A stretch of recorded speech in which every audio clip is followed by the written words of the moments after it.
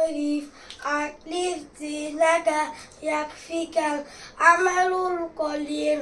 হাদিস শরীফের অর্থ, তোমার ইমানকে কাটি করো, অল্প আমলায় নাজাতের জন্য যথেষ্ট হইবে। খায়রুকুম মান তাআল্লামাল কুরআনা ওয়া আল্লামা। তোমাদের মধ্যে সর্ব উত্তম ওই ব্যক্তি যে কোরআন মাজিদ শিক্ষা করে এবং শিক্ষা দেয়। তলাবুল ইলমি ফারিদাতুন আলা কুল্লি মুসলিম। দ্বীনি ইলম শিক্ষা করা প্রত্যেক মুসলমানের উপর ফরজ। আত-তুহুরু শাতরুল ঈমান। পবিত্রতা ঈমানের অঙ্গ। মিফতাহুল জান্নাতিস সালাহ। নামাজ বেহেশতের চাবি।